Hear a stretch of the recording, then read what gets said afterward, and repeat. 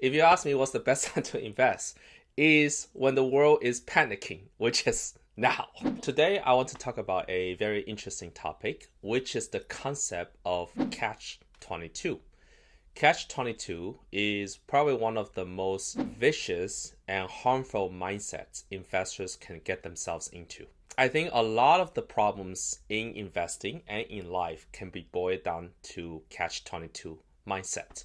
Before we talk about strategies, let's talk about what is catch-22 mindset. It's this mindset that because you don't have X and you're waiting for X, so you cannot do Y. But in order to do Y, you need X. And in order to do X, you need Y.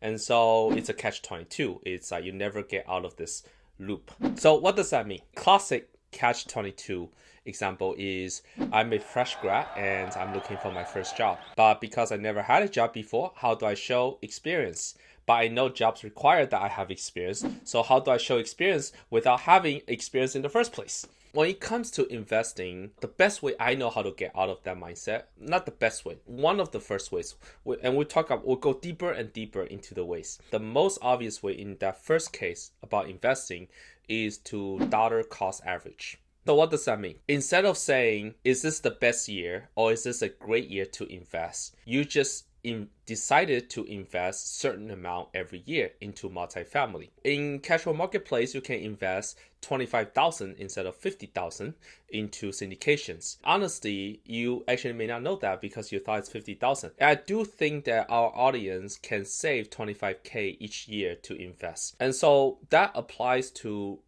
syndication and that applies to stock market as well, which is you make a rule that you will invest certain amount every year. If you don't do that, then you always try to time the market.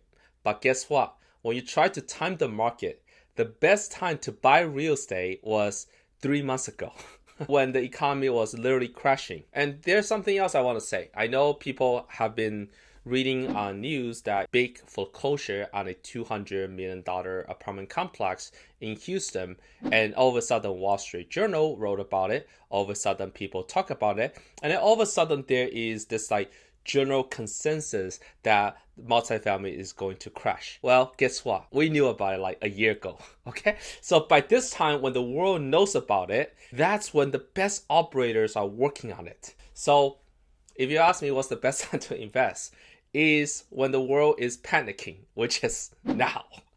But I mean, yeah, you're not gonna believe me, but like wait another 6 months and you're like, oh man, the best time to invest was 6 months ago.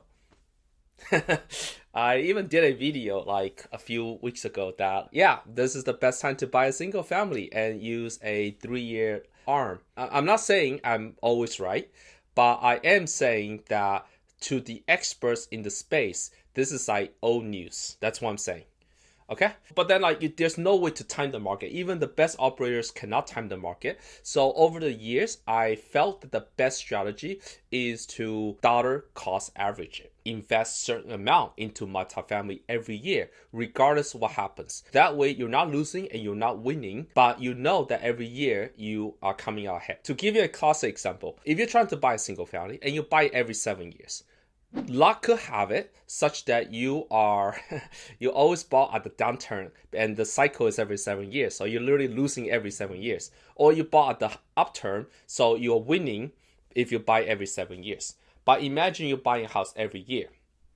There's no way you're going to lose money. Because some of them, yes, they will lose money. Some of them will win. But over time, all of them should go up. But the nice thing about doing syndications is actually that it's only 25K minimum investment, whereas buying a single family is actually, I believe, $150,000 to $200,000 if you live in the coastal cities. Number 2, to get out of this catch-22 mindset is to develop better skill set. And I think this might be a harsh truth for a lot of people to hear, is people often ask me, what is the best time to buy real estate? And my response has always been, that's not the right question to ask. The question to ask is, how do you get really good at real estate? You see the difference? Like, people ask, hey, is this a good time to be a software engineer? And my response is, be the freaking best software engineer you can be, that you are in the top 10% at Google. And even if Google had a layoff, you're not getting laid off. And even if you are, I'm pretty sure you're gonna find a job in like 10 to 20 days. This is relevant statement because in the last 6 months, a lot of people have been laid off, and I am very, very sorry for them. And in fact, because they were laid off and our company is doing well, a lot of those people were referred to our company. And based on anecdotal evidence is that within 2 months, the people that I thought were really good were hired, either by us or by someone else. The same thing can be said about operators in syndication. Every few years, there is a cycle it's almost like an evolutionary pressure to filter out the bad and bring in the new. I really want people to think the way to get out of catch-22 mindset is, instead of saying, is this a good time? Think, what can I do to prepare my skill set so any time is a good time? You cannot foresee some economic pressures, but at least you are the most prepared to face them. It's such a blanket statement to make that the multifamily is quote unquote going downhill. It is much more nuanced and a correct statement to say that the worst operators will get wiped out, and the best operators as a result will flourish more than ever before. So as an investor, it's actually a great time to identify the best operators, because everything right now or in the next 6 months will be cheaper than it will ever be in the next few years. Third way of getting out of this catch-22 mindset is question whether the dimension in which you measure that catch-22 is the right dimension. And I know this sounds like a mouthful, but hear me out. So as an example, we have a startup, and in the startup, in the early days, we are not able to convert some high profile customers because the high profile customers are saying, well, do you have other high profile customers? And we said we don't. They're like, why am I the guinea pig for you? I said, oh, that's a fair statement. And even in the casual marketplace, it's a marketplace. So some LPs will be like, how many other people are investing? I'll say, oh, there are a few, but not that many. They're like, I don't want to be the first batch of people that are investing.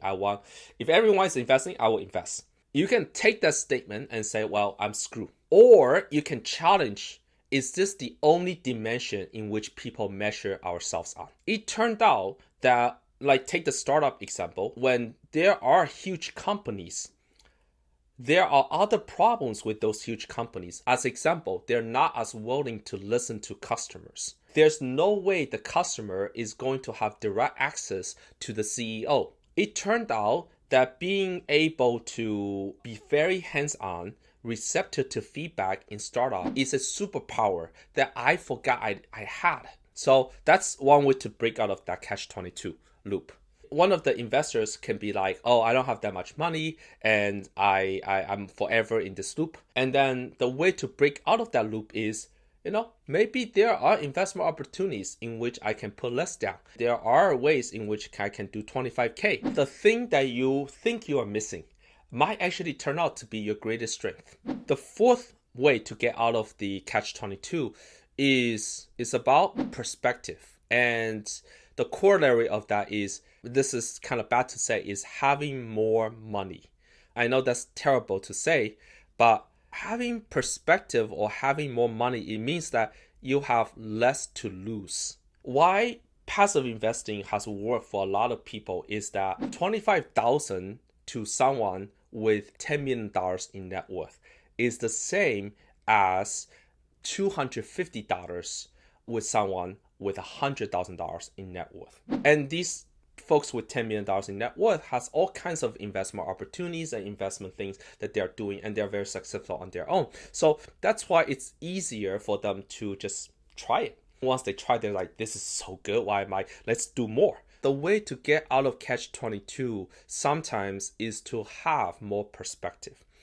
And perspective comes with age. More money also comes with age. As you get more life experience, you will find that things that were intimidating to you get less and less intimidating. I can tell a personal example. On my first deal, it was a $4.3 million raise. And people ask me, how are you going to raise $4.3 million? And I said, well, Lyft just went IPO.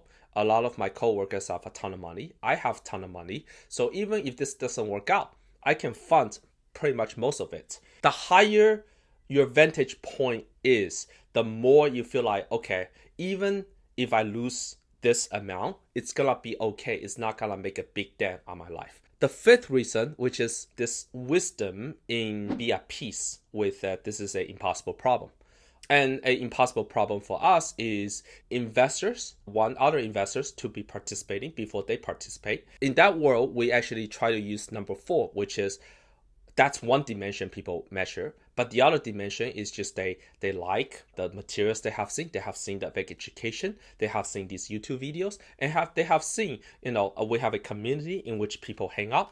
So we try to use number 4 as much as we can. But there are times in which we say that's a catch-22 mindset. Let's just park that. There's nothing we can do, but let's revisit that a year from now. So we are super new. We're super young. So that's understandable. The only thing we can do is keep improving our skill set. I will say a lot of things in life are like catch-22, and especially in investing. It's never the perfect time to buy anything. When the times are good, it's too expensive.